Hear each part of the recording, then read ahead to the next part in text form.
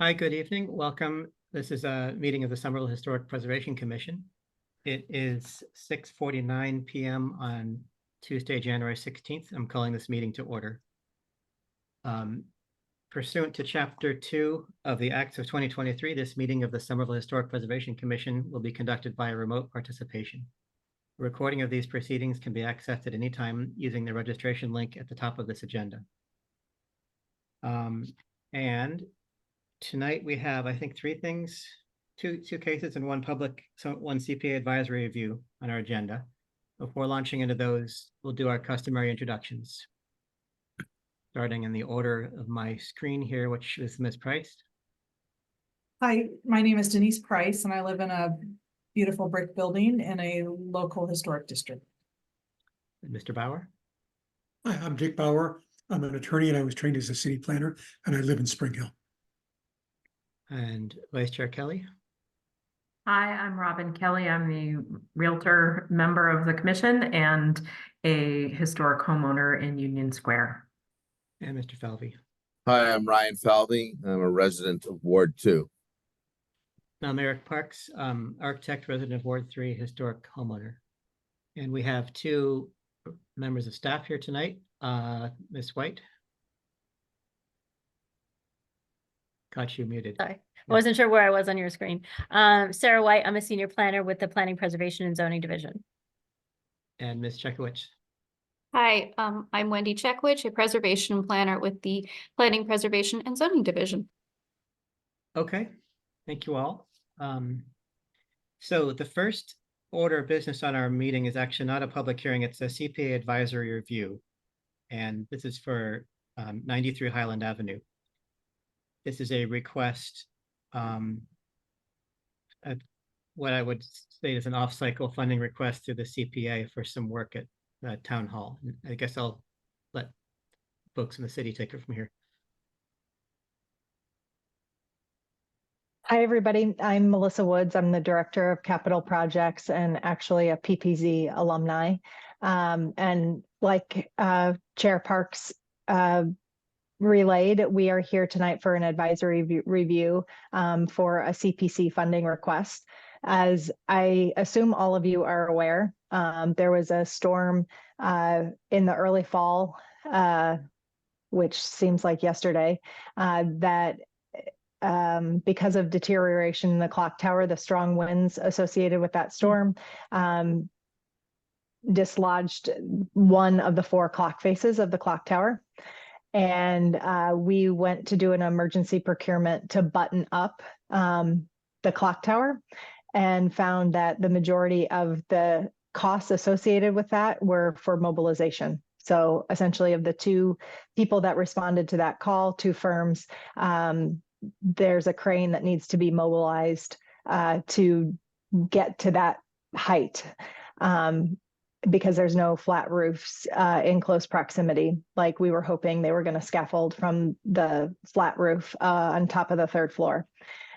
So we pivoted and increased the scope slightly to include the roofs of City Hall. And now our project includes the full restoration of the clock tower and re-roofing of both the flat rubber membrane roof and the slate roof of City Hall. And we are requesting CPC funding for that work. And so I'm here tonight for the advisory review because that is part of the CPC process. This is a local historic district. And our application for the CPC is due later this week for their deliberation at the end of the month. I'm happy to answer any questions or also share my screen and show any visual aids. Thank you. I think it probably would be helpful if we could just pull up some images. I've read the plans that were sent out, but I'm not sure that everybody else has. So since there are members of the public here, they might be curious to see as well. And Mr. Chairman, through you, if I could, while Ms. Woods gets those plans up, I just wanted to add that the applicant, so the city will be back on February 6th for certificates of appropriateness for a couple of the items that are covered in the scope of this project. However, the majority of the items here are in kind, and so they will have a staff level review, but there are 2 items that you will see on the 6th. I need a staffer to please allow me to share my screen. Yes, Please. hi Melissa, this is Wendy. I'm doing that right now. Give me 1 second.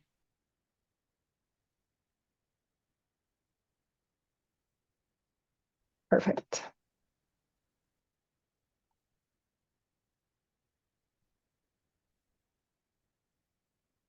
Okay, so you received this packet of information earlier today. This is an aerial drone imagery of City Hall from a couple seasons ago. We have worked with an architecture firm, Beyer Blinder Bell, who you'll meet on the 6th, as Sarah mentioned. And so we were, this building is part of the building master plan. We hope to do an extensive renovation project here in the near future. But because of the information that we've put towards the building master plan, some of this imagery and thinking already existed. So an aerial image here showing where the work is taking place, the 2 roofs and the restoration of the cupola, including the clock faces. And then same in plan view, there was a lot of thinking about where to end the scope of work. And this will this should resolve all the leaking issues that currently exist in the building. There's leaking at both the rubber and the slate roof, and also improve the down leaders on the building. So the clock tower will be restored, whether with painted copper or AZAC, that's still in deliberation. And then the roof, the flat roof and the slate roof will be replaced. The slate replaced or fixed up. I thought I read someplace it was going to be repaired. I'm sure I need to go back and review. I'm sure that not all of the slate can be reused, but it would definitely be our intent to reuse what we can. Okay, but essentially it's a re-roofing with new or existing slates. It's not like it's a patch job. Okay. Correct. That's for the slate, and the rubber roof obviously would be replaced. Yes. The rubber roof will include insulation. The slate roof will not at this time. There will be insulation done from the interior during a larger renovation. Okay, thanks. Could you pull up a closer, I think you saw either a picture or a drawing that's a close-up of the tower, so we can get a more detailed look at what the materials. Yeah, I guess that's perfect. The one on the right there. And Great. so as I understand it, the area, they're like, well, basically 3 sections. There's the lower part, which is where your hand is there. Mm-hmm. Your proposal is to replace that. So that's currently what looks like clapboards with wood trim or something? Yes, it is. Okay. So that would be replaced with a material, whether it be, I think I saw one proposal was for copper panels that are somehow create the relief of the lines of the siding, or synthetic PVC or something. Correct. The part that's green, what would that be? That will be copper. Copper as well. Okay. Mm-hmm. And is that currently just regular? I can't even tell what that is from here. Yes, that is copper. That is copper. Okay. And then the part above looks like it's just flat boarding. It's not clapboards with wood trim. It is clapboards in pretty Okay. awful shape, Yeah. and wood trim. Another band of copper, very small, but on the, I'll call it the roof line. Sorry, I don't have the same terminology that you all do. Then clapboards again here at the clock level, and then the copper spire. Okay. So the eave, the eave that runs right beneath where your hand is there with the arrows, that's all made out of copper right now? It's copper on the top and the rest of it's wood. Okay. So what would you do for areas like that where it looks like you have profiled wood molding, like crowns and or cornices and things like that? I might need an architect here to explain the detail Okay. in greater detail. Sorry, I can't That's- answer your question. That's fine. And just to go back to the panelists, I've never seen that, but you can actually mold copper so that it looks like clapboards with all the breaks.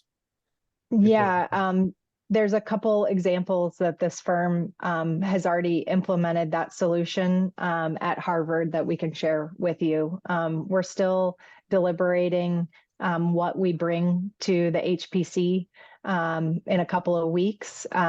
Cost obviously is a big factor for municipal projects.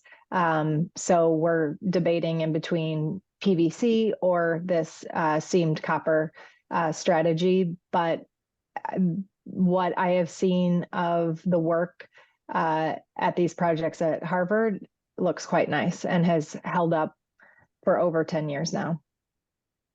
Okay. I mean, one of the difficulties with this project and the operations and maintenance of this building is above this first level of clapboard, it's pretty difficult to access. Okay. Yeah, I mean, you're way up high, so you're in an advantage in that people from the street probably won't be able to tell so well what the material is beneath the white paint color, but it's a question of longevity and stuff like that. But before I continue to hog the things, I'm going to see if any other commissioners want to weigh in on what's been presented.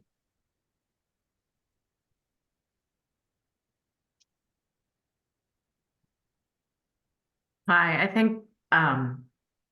think we probably all share the same concerns that we want to be sure that any of the molding profiles are retained and the general appearance of things is consistent with what it originally was. And then that question of durability. And so particularly where these are difficult to access points. And so you're not going to bring out a crane to do, periodic maintenance. And so understanding which material is going to be most durable over the longest period of time, given the access challenges, I think is going to be really important to understand. And it is fortunate that it is so distant from the ground. And, so that some of it will be, we can likely be more forgiving with materials that we wouldn't otherwise necessarily warm to, and favor the durability of that over some of the aesthetic concerns we might have. But I do, the moldings and whatnot up top, I trust that the architects will be able to explain to us how they will have all of that mimicked in whatever material is planned.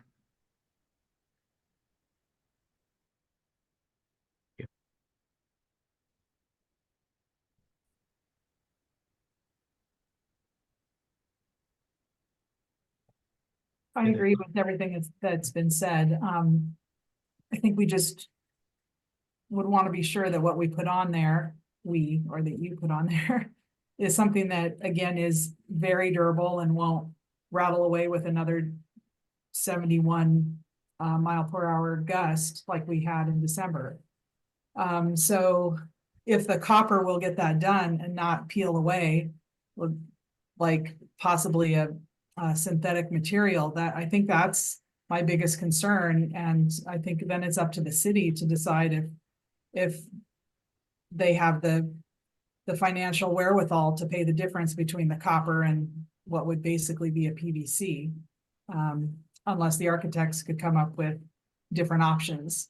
But I also agree that the moldings, the molding profiles are very important and I think should be retained the best that they can figure out.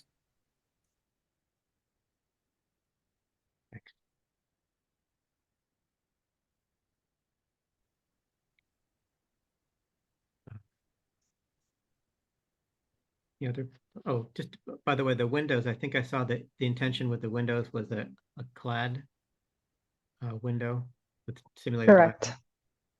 Correct.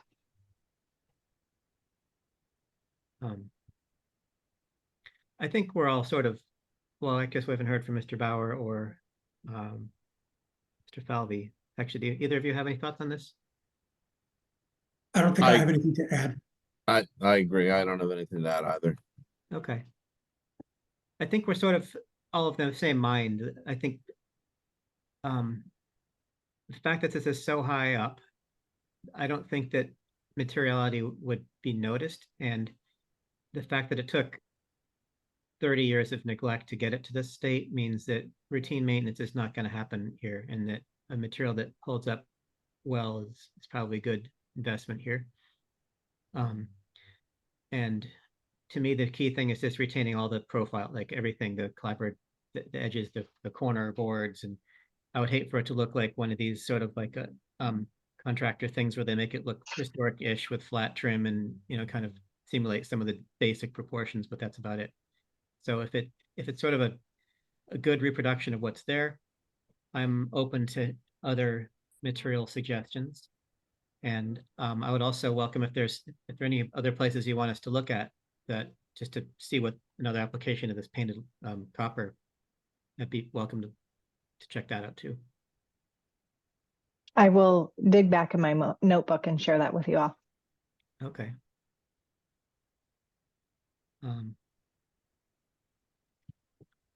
Any other thoughts, or are we wrapping this up? Or did we miss anything?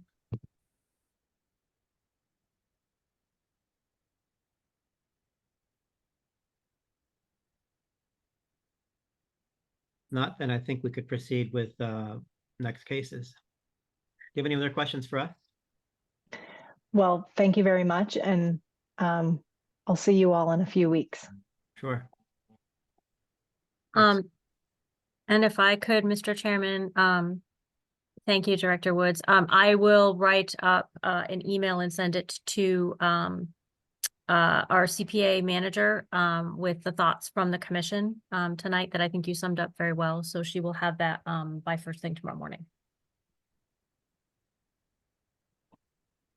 Okay, thank you.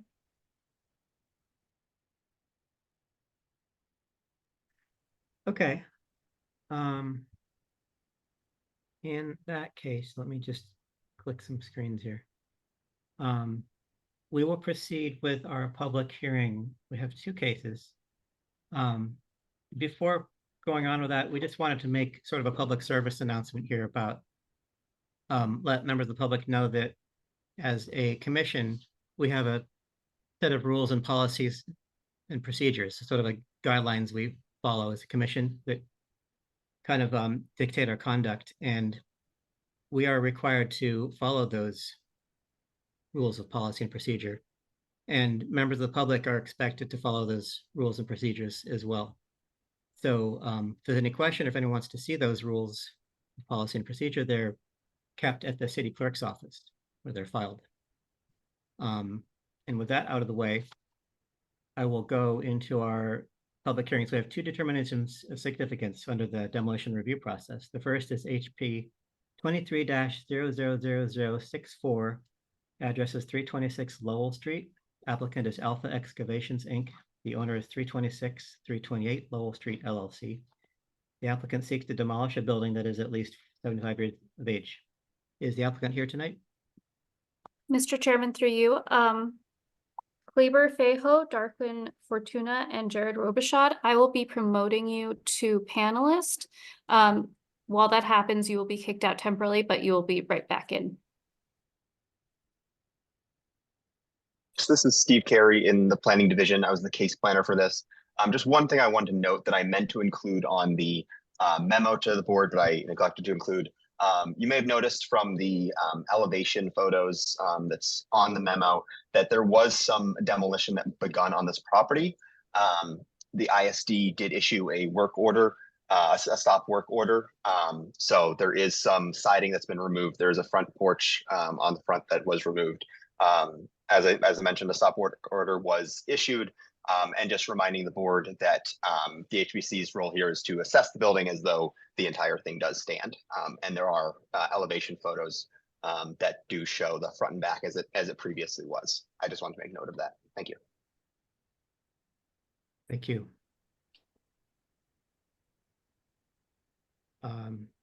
Okay, is the applicant with us yet? Yeah, I'm here.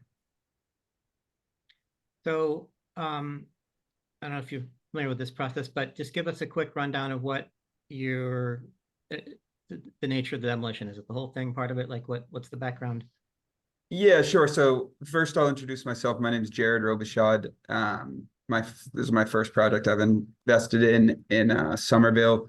Joined here by my father, Jim Robichaud. He's a longtime builder out of Hingham, Massachusetts, so has had plenty of experience with historic commission. So I figured it'd be good to have him join the call. The plans kind of changed recently with with how the laws changed. So we're thinking about doing a 3-unit now, and that's a more recent change to what we had originally thought. So, and you guys are probably well aware of that. So, this is my first time ever being in a historic commission hearing or anything like this sort. So I'm kind of trying to figure out what you guys are thinking.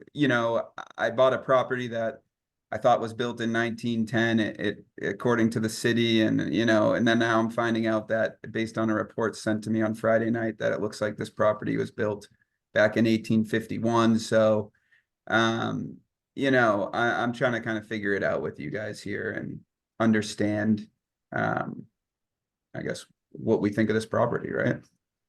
Anything? True. Okay. And just to, we sort of launched into it. I usually give a little synopsis of the process here because you haven't been through this, but Yeah, that'd be helpful. Staff has probably told you, but just for everybody else, this is a 2-step process. Tonight, we're reviewing this project to see if it is historically significant. That is sort of a determination that's made without consideration for what might go there or the nature of the project that's replacing. It's sort of looking at it as it is. Is this building significant? All other conditions notwithstanding. If we say no, then that's that. If we say yes, then it goes back to a hearing the following month where we determine whether or not it's preferably preserved. And that is a process in which we consider more maybe the condition of the building, the alternate possibilities,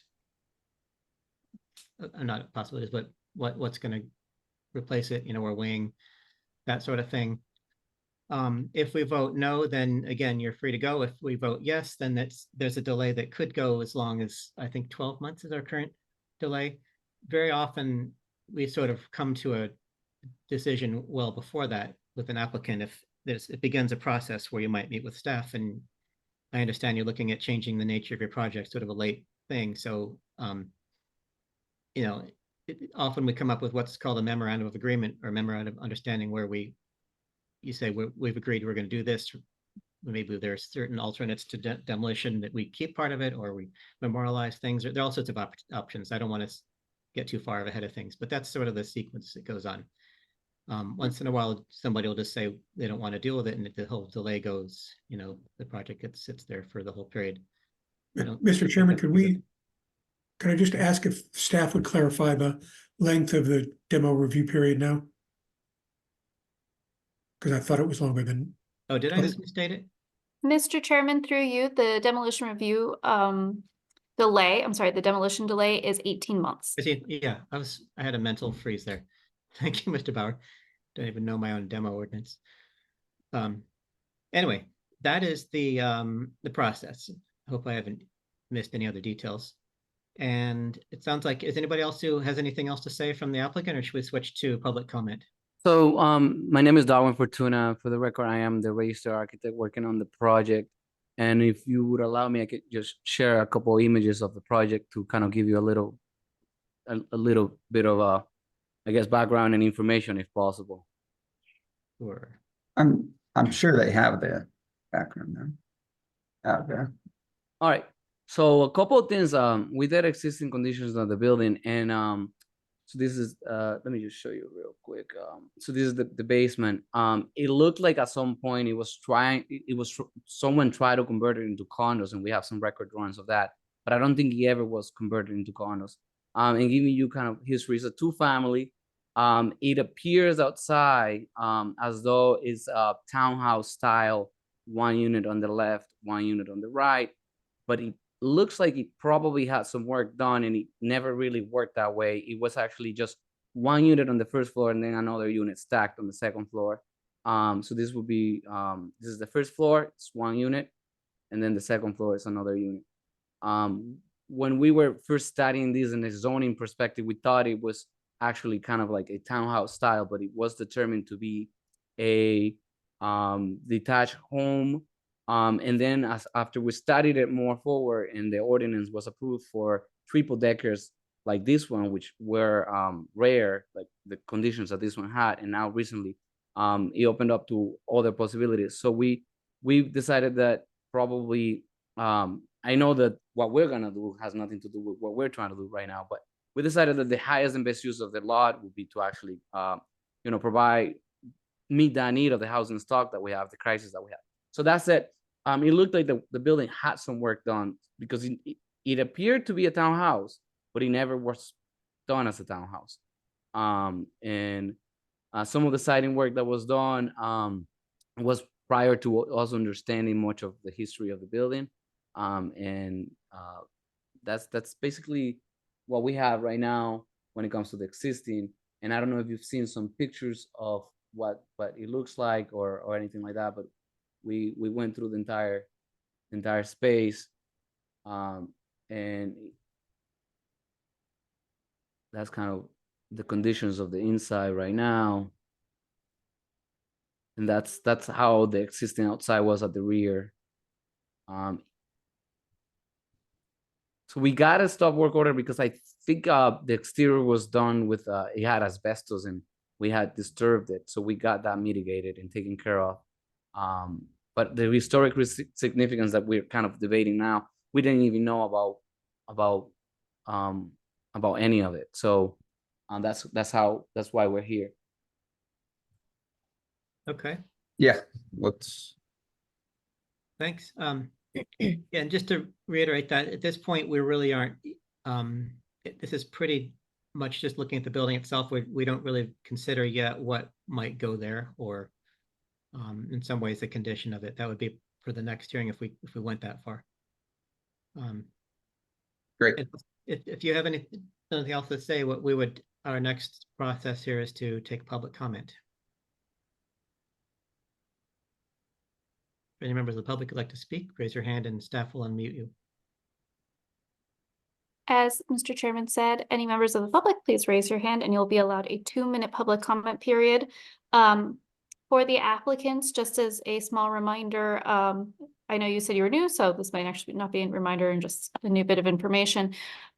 Should anyone raise their hand and make any public comments, this is not a time to respond to any applicants and any questions to the members of the public. If they have any comments, can be addressed at the end of the public hearing portion. Mr. Chairman, I do not see any members of the public with their hands raised. You may close the public comment. Okay, I'll close the public comment portion of this hearing and toss this out to the commission. If you guys have any thoughts. I'll chat. So the property, in my mind, retains all of its original form and massing. It is very clearly, mid-century, mid-19th century structure with its roof line and returns. And so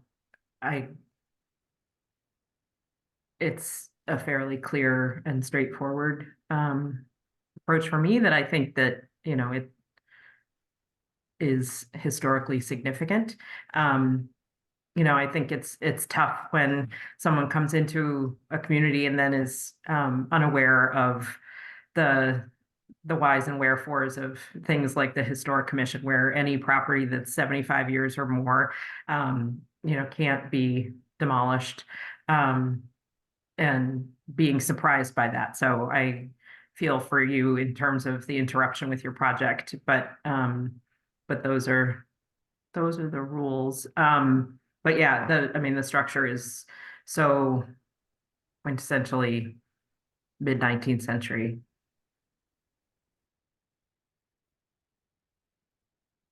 Also sounds, just to clarify, that the option, the original plan, if I'm understanding this, was to keep it and do work, but it was the very recent change in zoning that allows triple deckers by right everywhere, which kind of created a new opportunity to tear it down. Am I understanding that correctly? It's sort of like that.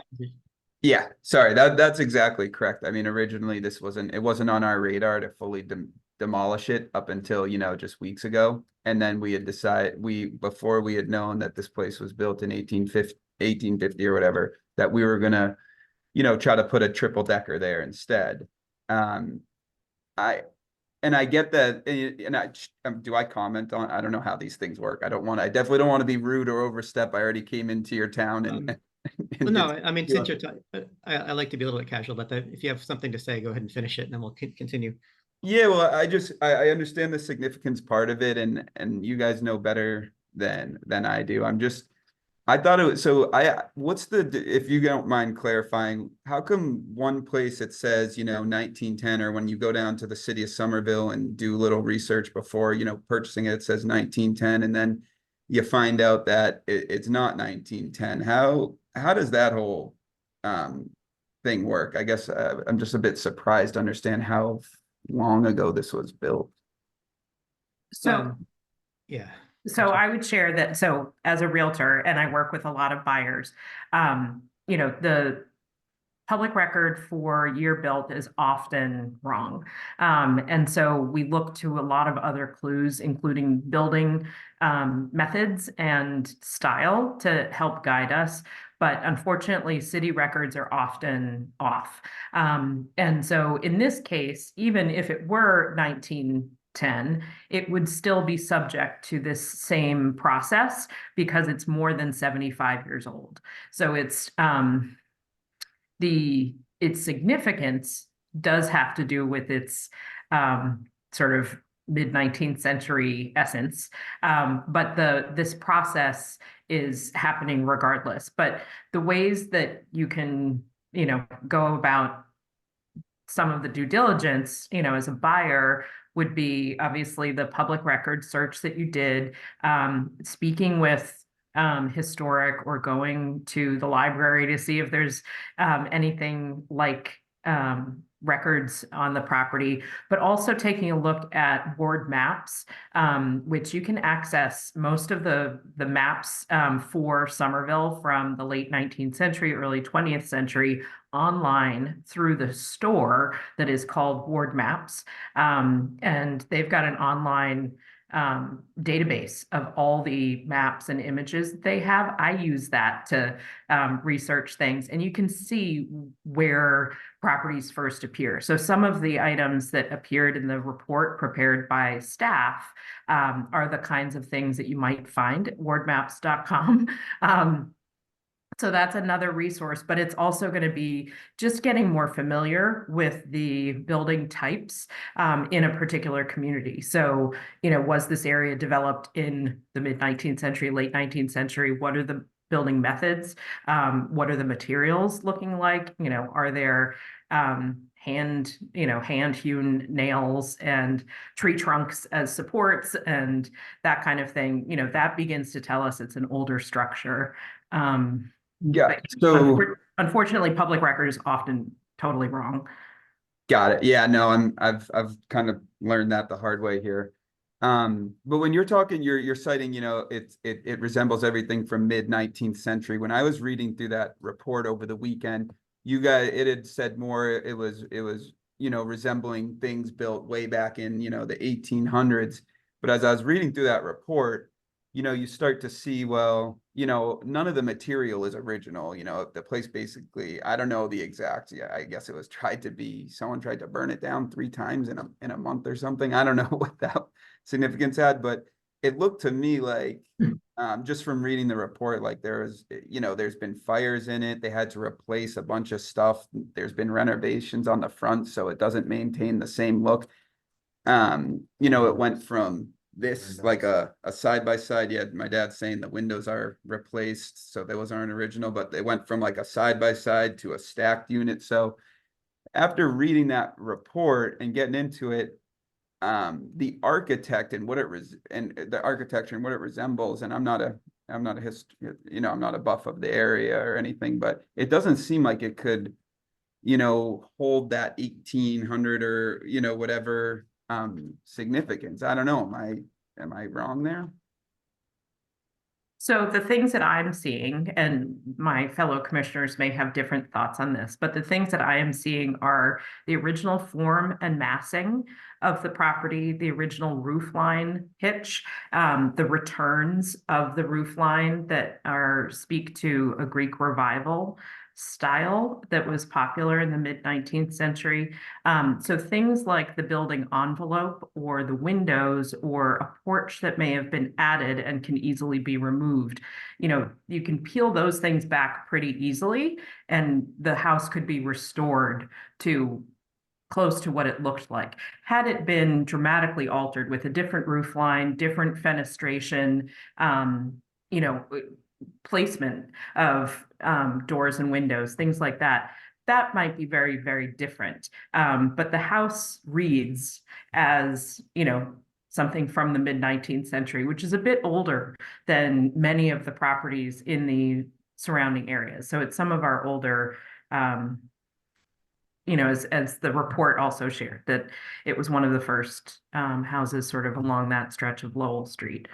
But Mr. Chairman, through you, just for the applicant's sake, I just want to make a small clarification, because it seems like they might have some terminology that we use in historic preservation confused. The 19th century refers to 1800s, likewise 18th century refers to 1700s. So when you see those terms, 19th century and 1800s are the same time period. That's all. Roger. Thank you. Okay. So where were we? We were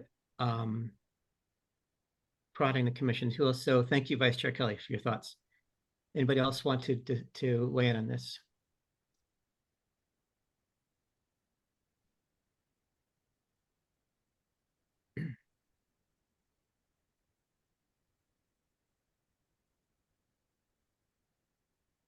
I just want to agree with Robin regarding it's an 1851 house, and it's an amazing opportunity to, I'm not saying fully restore it, but create something that is significant there without taking it down. And that's not our decision tonight, but I do agree that it is structurally significant. And 1851 it's an older structure for Somerville. And it is really astonishing that it still exists and hasn't burned down. And I think it's a great opportunity for you as developers to do an amazing job with it and possibly still accomplish your goals of having 3 units. I think it would just take some creative architectural work, which I think sounds like you have a creative architect involved. So I think it's a great opportunity, and I don't think it should come down. I agree with the thoughts that have been expressed about the structure of the building and its basic bones and its basic integrity. We also look to social history, and so looking at the lists that have been compiled of the people who lived there over the years, it's a particularly complete set showing workers living there, sometimes owners, often tenants, and often boarders in this place. So it is a particularly complete list that tells lot of stories about people who lived in that house and what the neighborhood was like.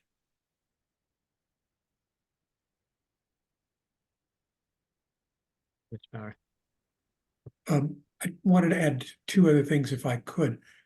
One of them is, I know that you haven't done work in Somerville before, but I would think checking out just what the rules were going to be before buying would be pretty basic part of a business plan.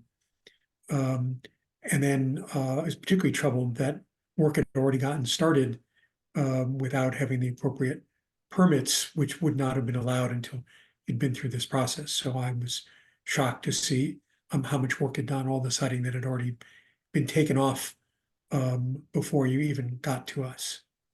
And if asbestos was an issue, then that's even more of a problem, that you were doing work that was asbestos related without getting the right kinds of permits. So I wasn't involved with that part of it. I, walked the property a few times, but I was at least looking at the portal. I thought we did have the permits for taking down the siding. We got the permits for the what is it? Asbestos removal. The asbestos was removed legally, and we got a certified letter to state where it was disposed of. That was taken care of. But the amount of demo that was taking place with the siding being taken off, yeah, there was more taken off than what we wanted originally.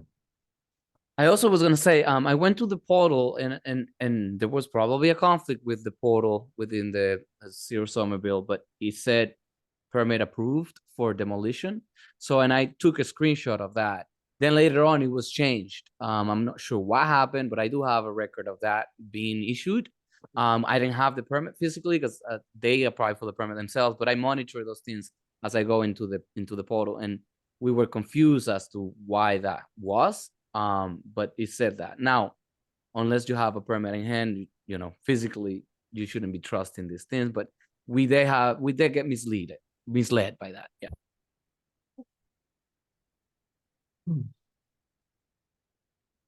Sorry, I'm muted. Just to clarify, I don't think it's a case where improper demolition, like we sometimes have projects where the developer demolished too much of a project. This happens sometimes. They took all but one wall down and they get caught. I don't think this is that sort of case. I think this is more something that's been brought about by your scope change. Asbestos issue notwithstanding, but I think that this discussion is really more the result of what you would like to do going forward with this project than what you've done already. If I'm characterizing that right. And I'm gathering here, you guys do not want us pulling this thing down. So it's kind of we're in that limbo of, all right, go back to the drawing board and, rethink this, or wait your 18 months kind of deal. Is that? Well, okay, so we're getting a little ahead of ourselves. Sorry. Right now we're just voting. I mean, you're hearing, and I'm sort of the same mindset that this is a very old building. It even has a mass. It was even surveyed by the state, which is kind of unusual. So it was given a name and everything. I think that we're likely to kick it to the next step, which would be a hearing next month for prevalent preserve status. If it were to go through that as a yes, then I think we would have discussions with you about, are there ways to keep this building and achieve a project? You've got a very big site, for example. Is there a way to keep the front part? And I'm just conjecting. Are there ways that keep some part of it, the original part, and then do something to the rear, since it looks like it had a very old but not original rear addition off of it? So I mean, it's not just like a one and done kind of thing where we say go away, come back in 18 months.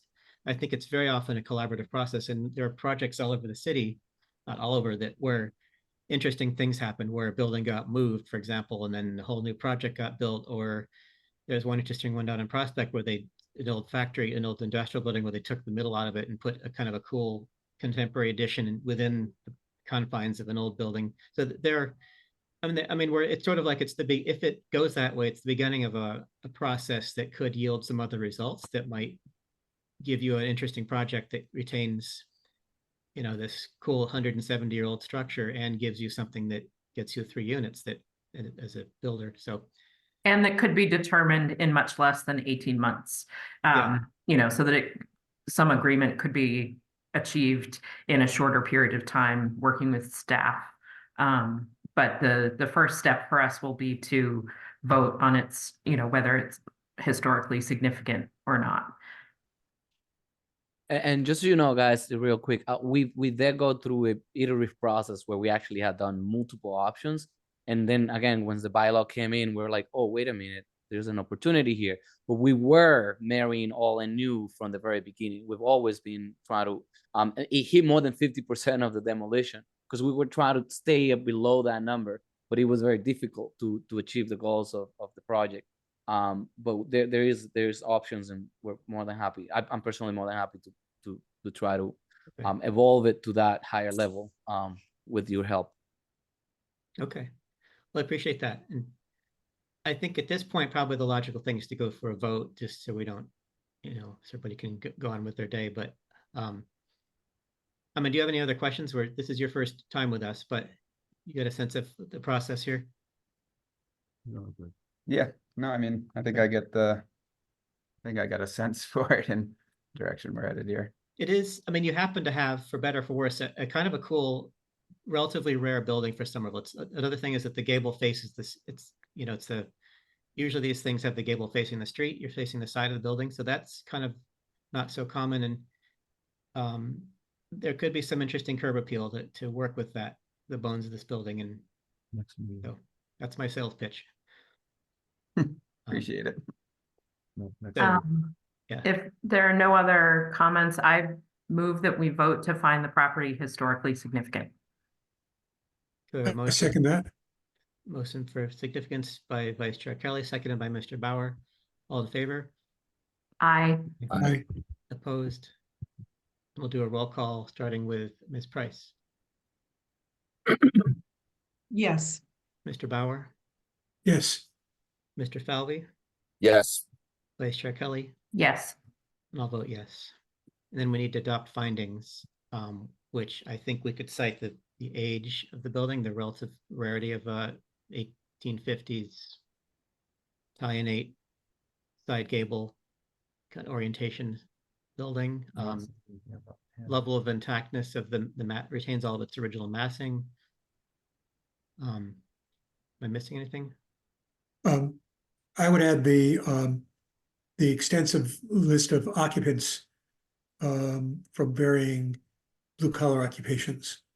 Okay, so represents our earlier history. Sorry, who was occupying the house? Was there someone famous I missed? Sorry, I didn't know. No, Well, nobody well, famous. Well, we sometimes, we have this issue in the city that there's a perception that the only thing that historical value is famous people and beautiful Victorians. And often we find ourselves kind of looking back to the early history of the Somerville was not that, but it was very often like these little worker houses and things like that. I think what Mr. Bowers, if I can paraphrase, is alluding to that this particular house happens to have a very well documented collection of representation of those early inhabitants of Somerville. Am I getting that right, Dick? That's correct. Got it. Okay. I mean, to me, that's nice also, but that's sort of gravy. I think to me, the primary thing is the age of the house, the scarcity, the style, the intactness, and as Mr. Bauer said, the ownership history. So we have a collection of findings. If I anyone- move that we vote to adopt the findings as articulated by Chair Parks. Okay, I second that. motion by Vice Chair Kelly for seconded by Mr. Bauer. All in favor? Aye. Aye. Yes. Opposed? Do a roll call again. Ms. Price, Yes. Mr. Bauer, Yes. Mr. Falvey, Yes. Vice Chair Kelly, Yes. and I'll vote yes. So we'll come back next month and staff can kind of give you the thing. It's step 2 will be to review whether this building is it's preferably that it getting tripped up. Essentially that it's preferable that it's preserved. Preferably preserved is the name of the status. And in that case, we would review any other conditions, like if there's any catastrophic structural stuff going on, or I don't know, any other new information. And it'll be another public hearing. Sorry, so what happens in between now and the next month? I'm confused there. I don't know. I mean, well, staff, how would you like to guide these people? Mr. Chairman, through you, your staff planner will reach out to you by the end of the week with next steps on what to do. So just go ahead and make sure to look at the messages in your application on CitizenServe. Got it. So you guys, so we cannot demolish it as of, that's the ruling here. Do not demolish, and now we need to work with you guys to come up with a new plan, essentially. Like, is that you like, Eric, would I be, yeah, if you got something to say it. Would I be working with you, or would we be working with you, Eric, or no, it's all the people like Stephen Carey and you know, whoever else on that back end to help us come up with a plan to now. It's generally present done, it's done with staff. Sometimes one of us will join in as well. It hasn't happened much lately, but that happens sometimes. But often what'll happen with this is that you will kind of, something will percolate along so that simultaneously with this process, you have something, if you have an idea brewing and you want to show it to staff along the way, you might well reach a point where by the time you would be ready to execute some other option, we would have a memorandum of agreement written around that. So it's not like you come up with an idea and then we wait another 17 months or whatever. I guess what I'm saying is for efficiency at this point, like, is there any way we can, like, if you're like, hey, this is, if you guys, Jared, if you were to do this to that property, we would approve it and we'd be happy and you preserved it. Is that not kind of how this works, or? Well, Mr. Chairman, through you, Sorry. so the commission at this point cannot provide you any advice on your project or anything like that. You still have to come back for part 2, which is determination, preferably preserved. So at this point, you don't technically have an 18-month demolition delay even imposed on your building. You're just not allowed to demolish it until that decision is made. So all of that is done behind the scenes. That conversation about getting you for part 2 is done with your staff planner behind the scenes. And then from there, should they determine it preferably preserved, that conversation on how to come to an MOA and a design agreement will happen with staff planners in the back before we bring it back before the commission. So essentially all the answers you're looking for is to talk with your staff planner, Stephen Carey. I got it. Sorry. Thank you. I was kind of jumping the gun here. I didn't know how this stuff works. no, but it's a good point. If you've seen what our thoughts are and anticipating things, if you have ideas brewing, bring them to staff, and you know, that process can happen simultaneously. Gotcha. They're kind of the keepers, if you will. Ultimately, we'll have to, you know, vote on something, but I'm just So saying, are we automatically on the agenda for next month? I think you have to get yourself put on it. That's something staff will go over with you. It's an application. Correct, Mr. Chairman, through you. So I am just the HPC liaison, so I don't know the personal details of your case, but your staff planner will reach out if you have any outstanding steps on how to make sure you get placed on the next available agenda. Very good. Thank you. Okay, thank you, guys. Thank you, guys. Fair enough. Thank you. Okay. So that is one of our 2 significance hearings. The second one is HP 23-022-084. Address is 9 Olive Avenue. Applicant is Robert DiPiero. Owner is Robert DiPiero. The applicant proposes to demolish 50% or more of a structure that is at least 75 years old. Is that applicant here tonight? Mr. Chairman, yes, he is. Robert DiPiero, you are being promoted to a panelist. You will be temporarily kicked out of the meeting while you become a panelist.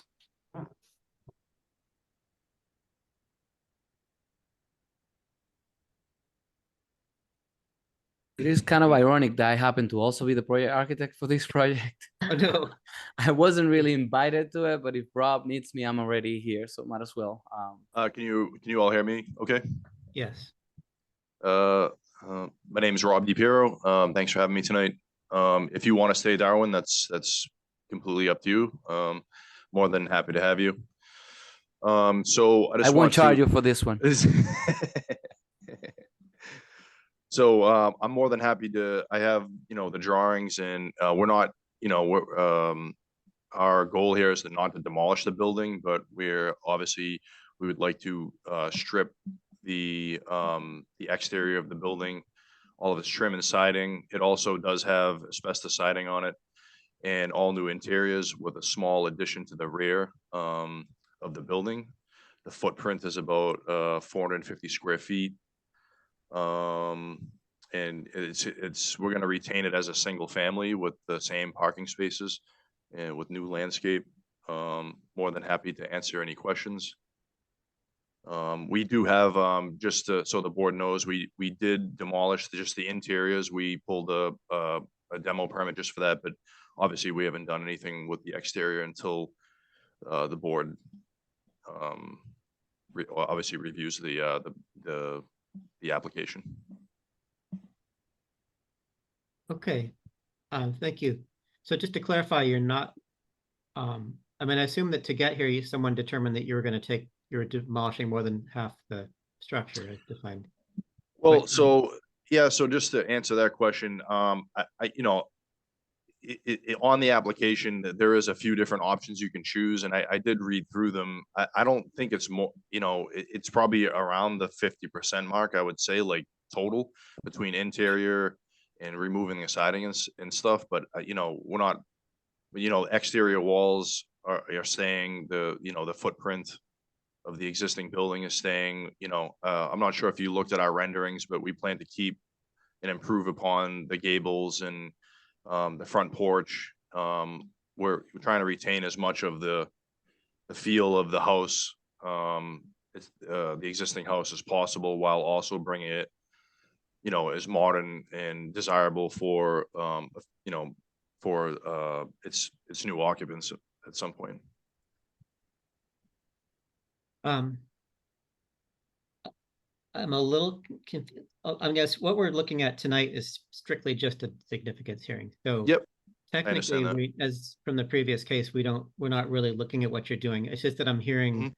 that perhaps what you're describing, I'm not sure if that. Well, I'm sorry, Steph. I don't want to second guess things. If you're looking to do enough that's 50% or more, then yes, it's a demolition. So I guess we should probably just proceed with that and take. Can we confirm that the work intended is more than 50%? Is that the case? Can we, do you want to go through the demo drawings? No, sorry, Mr. Chairman, I'm sorry, this is Sarah White, through you.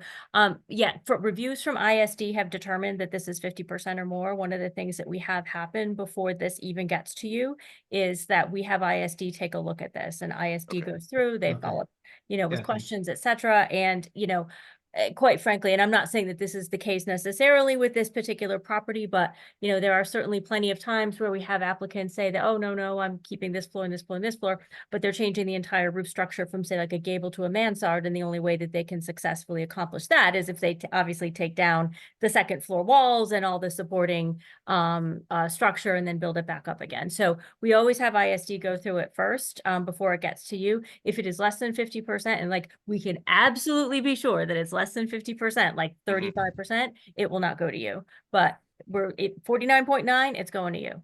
Sure. So yeah, so you have it and you are good to go with it. All right. Thank you. Thanks, Okay, Sarah. well, with that squared away, then we have, I think, heard everything. Is anything else you wanted to say before we switch to public comment? No, I'm good. Any questions, just ask away. Okay. In that case, I will open this up for public comment. Any members of the public wishing to comment on this item, please raise your hand for a 2-minute public comment period. Mr. Chairman, I'm just giving any members of the public a second to raise their hands.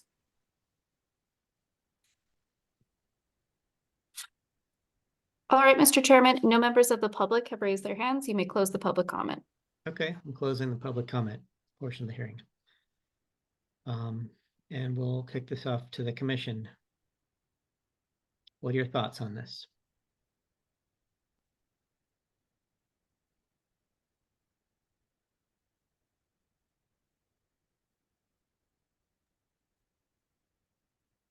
I'll share that I think it's a very sweet looking house, which appears to retain a lot of its original form and massing. Some of the, the window placement has and shapes have changed, but it is a very sweet looking house, which would be lovely to restore.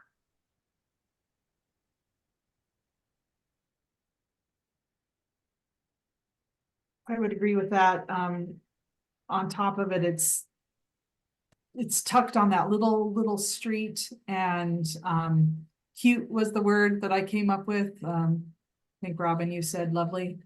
But it And could sweet. be sweet. I'm sorry. It's sweet, lovely, and cute.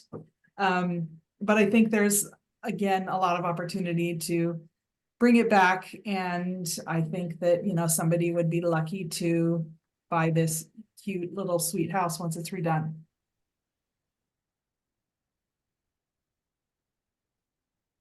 Both. Yeah, I share the sentiments expressed by Vice Chair Kelly and Commissioner Price. And I think it is a cute, sweet, and all that other stuff house, and I'd say it's definitely would be considered, in my opinion, significant and worthy of holding on to for that reason. Done. I'm just gonna be a devil's advocate and say that cute and sweet aren't technically words in the historic preservation vocabulary. I like saying it though. It's not every opportunity in these meetings, Chair Yeah. Park, so we get to use that term, so. I think the property retains a tremendous amount of its original design and structural integrity, and that is sweet. So Good cleanup. I have not seen, I've only viewed the street from Google, which doesn't let you actually go down the street. But it appears certainly from its immediate neighbor that it's has a twin next to it, if I understand it, but I'm not sure what's across the street from it. I think those are probably slightly different.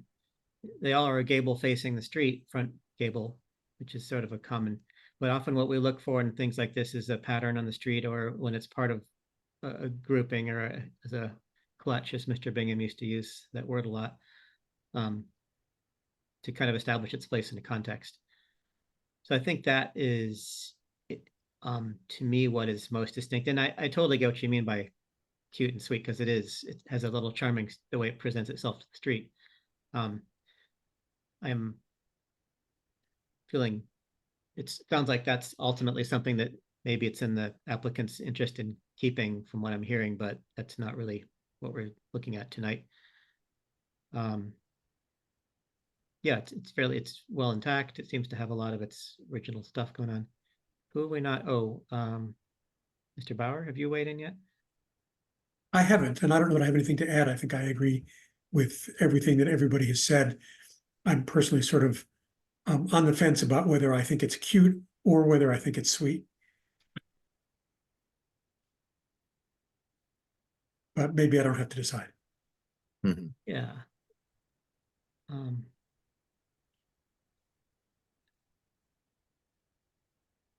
So to me, any feeling of significance sort of arises from its relation to the house next to it, being part of a twin, of a pair. Its level of intactness. Those two things really.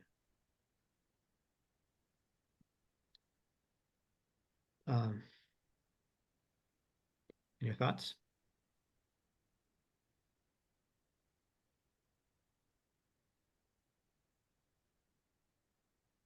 I move that we vote to find the property historically significant.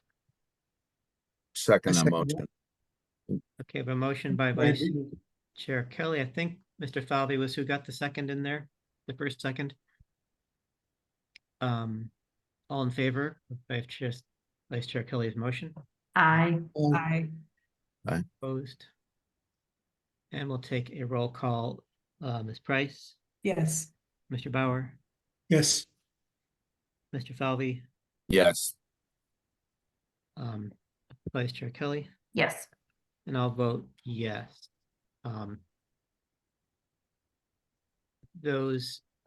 So who would like to propose findings? The property retains its original mass, form and mass, and contributes to the streetscape as a partner to a twin.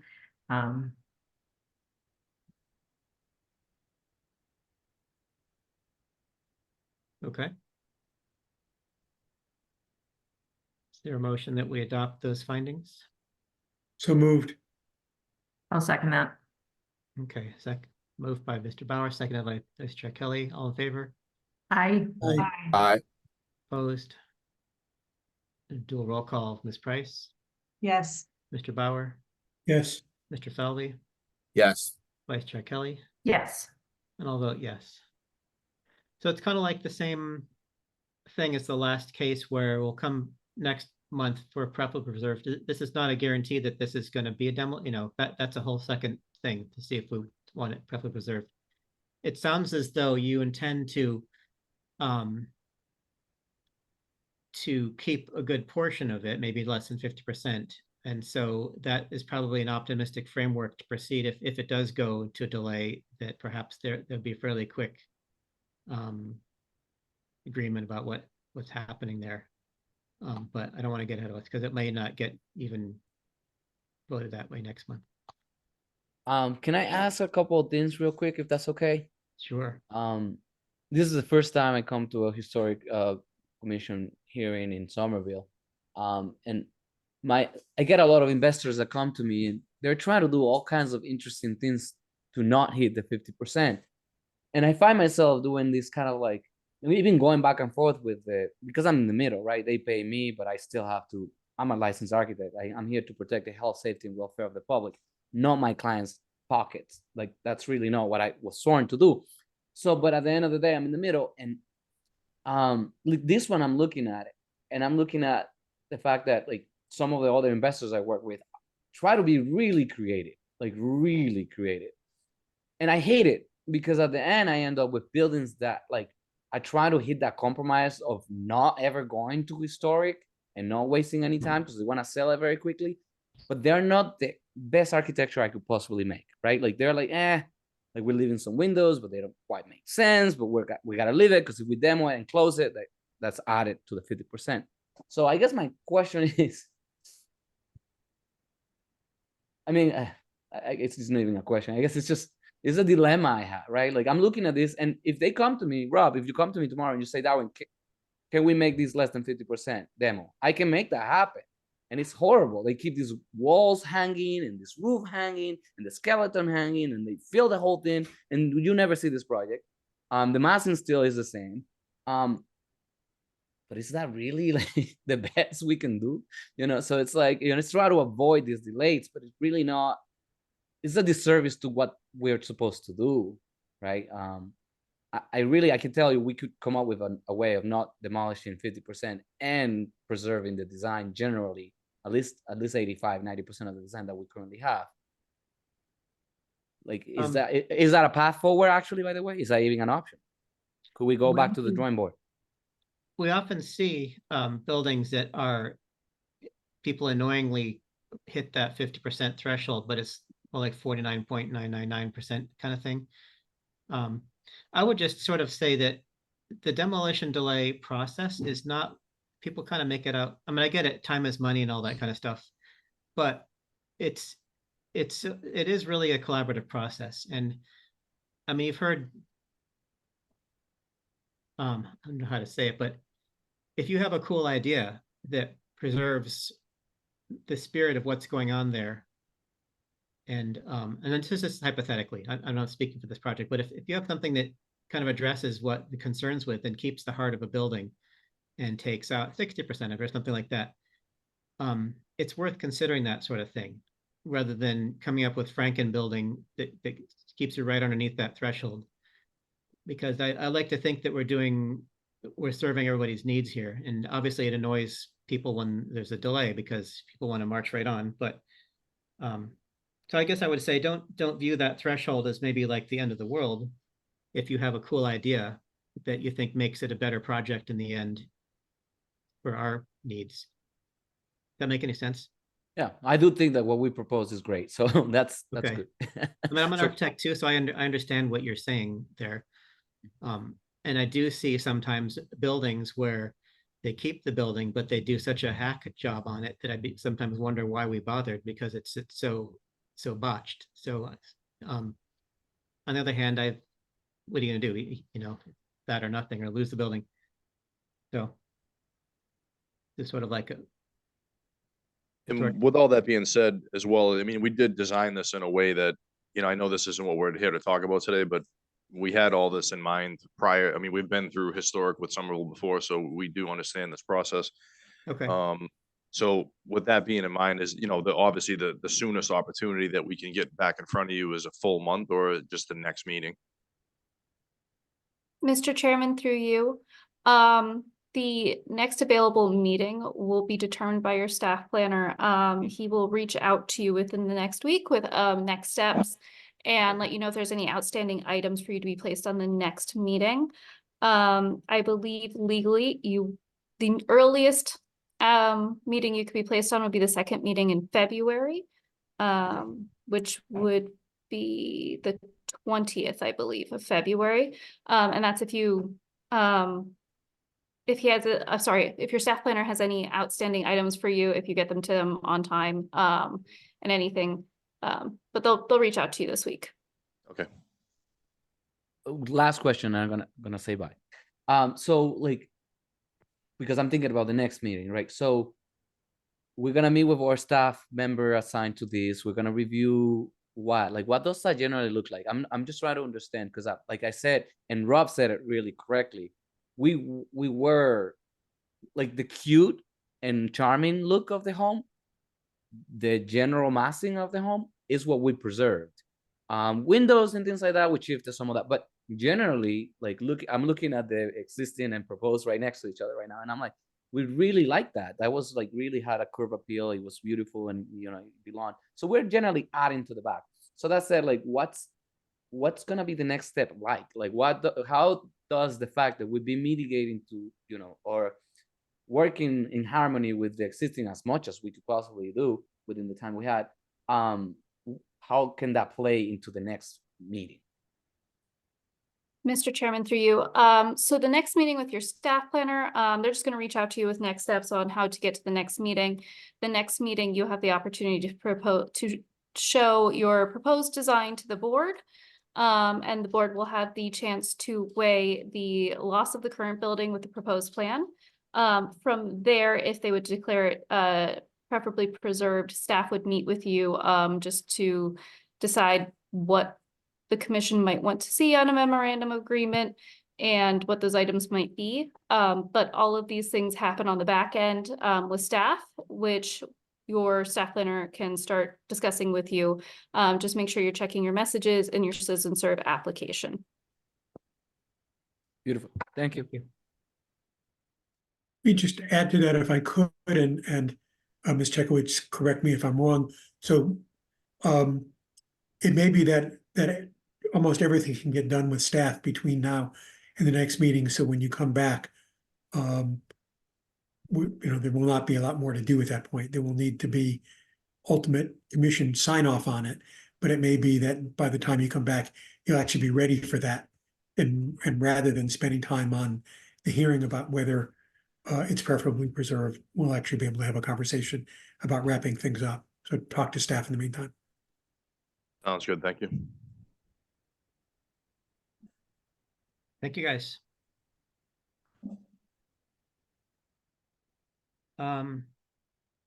Okay, those are our cases for the evening. The only other things we have on our agenda are other business items. The first is a CPC update.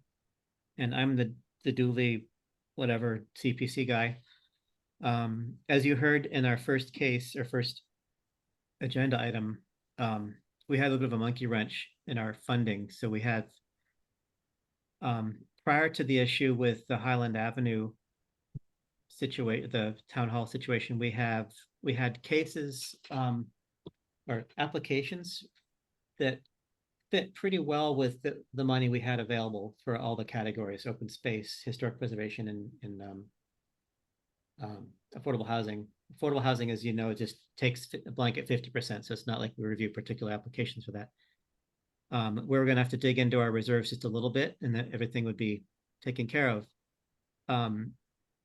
The Highland Ave, the situation with Town Hall or City Hall is suddenly throwing a big hole in that budget, and we have to make some last minute decisions about whether to, as this happened in the past, dig into our reserves, which we don't like to do because we'll only have a certain amount, or put this project, would other projects be delayed, or, there's some hashing out that's gonna have to happen.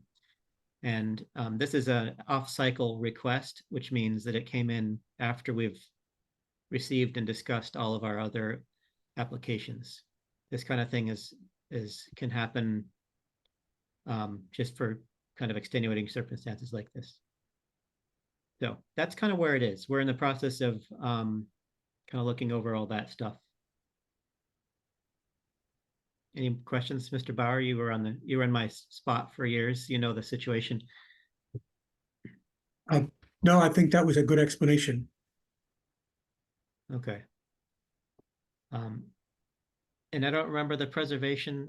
It's funny, I don't have the printout with me, but the cases are the Somerville Museum was looking for funding for restoration of the railing out in front and some various pieces, some paintings, restoration, some furniture, things like that. And the Vita Royale Church up on Broadway was looking for money for a step one of just a facility study to see what they ought to do to the place. And there was something else in the preservation category that I'm forgetting, but my apologies. So that is that. Unless there are any other questions, we can move on to minutes.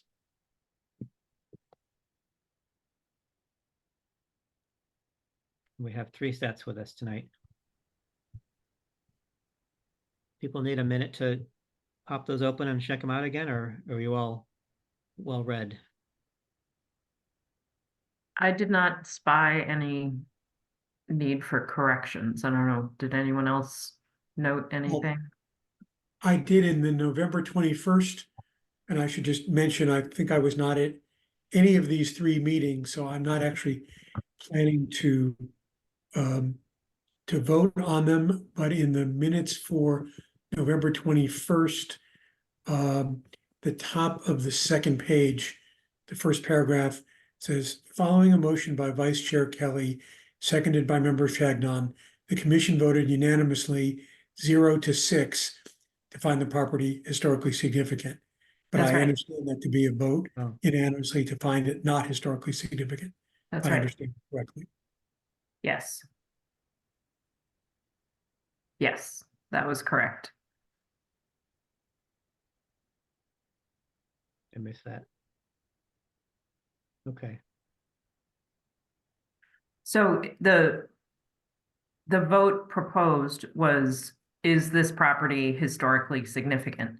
And no one said it was, so it failed. Therefore, it was not historically significant. Wait.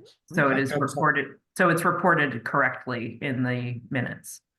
You said it's reported correctly? Correctly, yes. I would have said it was not correct. That is, that was the motion. But as it reads, it looks like the commission voted unanimously to find it significant. No, because it says 0 to 6 as opposed to 6 to 0. So Right, if I it had understand been why- 6 to 0, that would be affirmative. Right, and I understand the motion was to find it historically significant. And it But failed. and it failed, but I would have said, as written, even though it says 0 to 6, to give the vote, it says it voted unanimously to find it historically significant. So I would have changed that to say voted unanimously not to find it historically significant. But the motion presented was to find it historically significant. The motion failed, and therefore the result, which is noted in that bar, is not historically significant. So the way that it is reported in the minutes is correct. Mr. Chairman, through you, yes, so the Vice Chair Kelly is correct, that is written to reflect how the motion is done and that the motion failed, so that is why it's 6-0. And that way it captures that, you know, the motion was in the affirmative, but the vote was against it. I see, yeah, technically why that's correct. The wording is nonetheless confusing, and I wonder if there's a way to sort of augment it so that it, So, but we've been doing this for quite a long time, and I thought we decided quite a while ago that we were going to present the votes in the affirmative, and have it fail, and then the result would be not preferably preserved.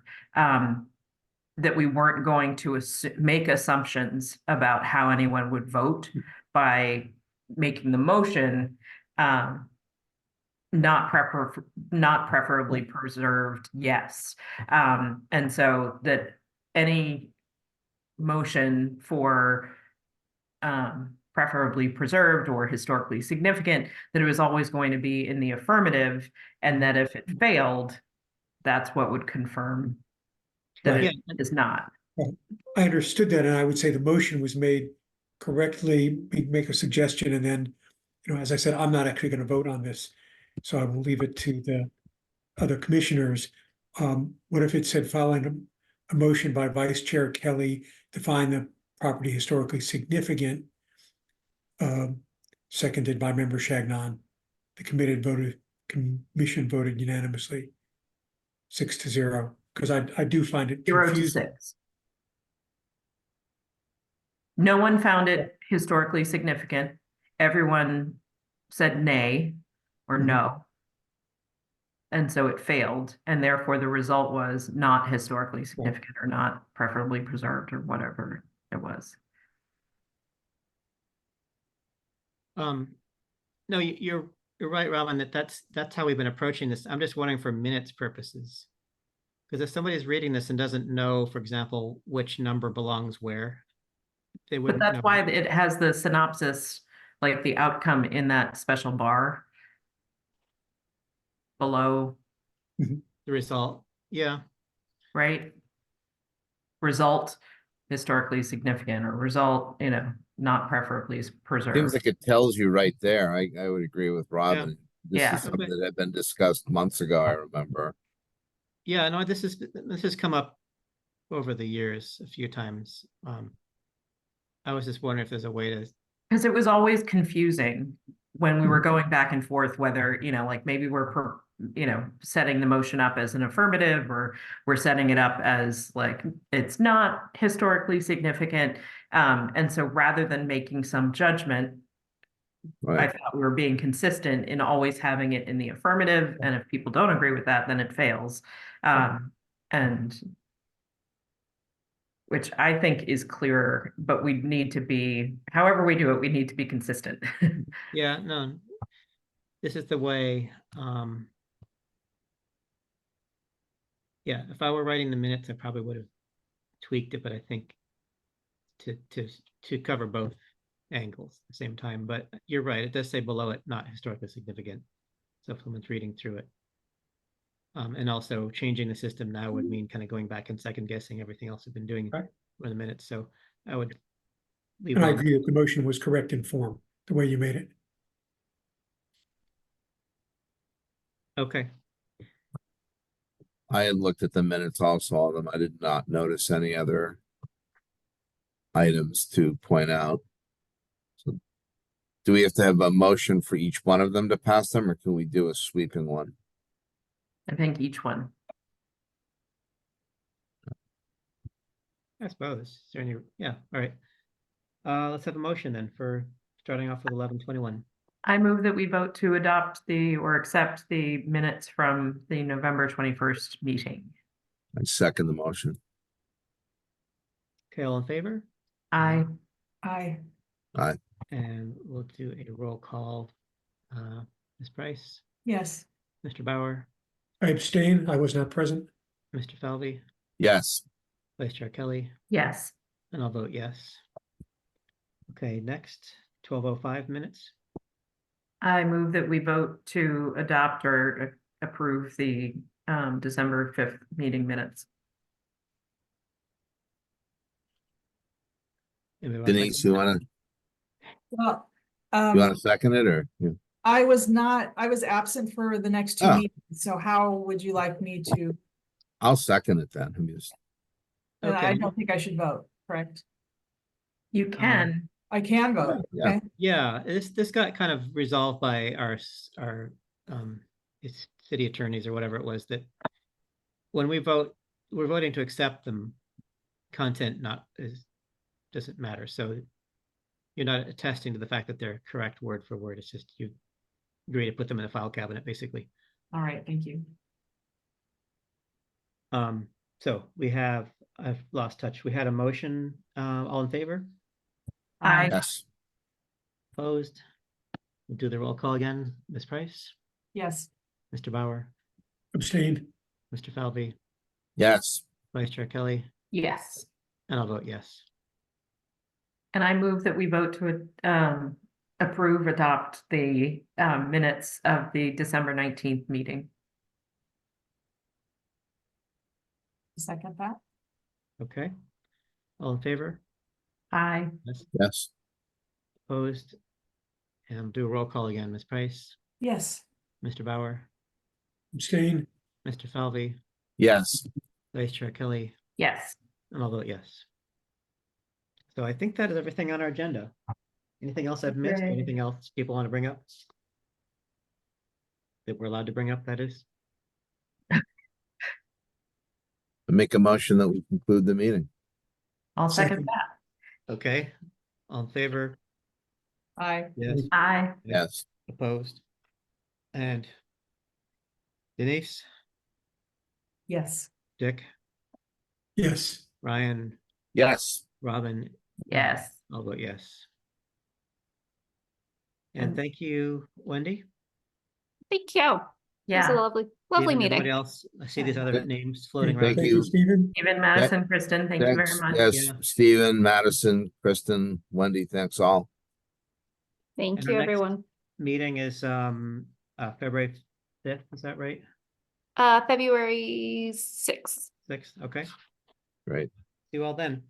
Thank Thanks, you. everyone. Thank you. Have a good night. Bye. Bye.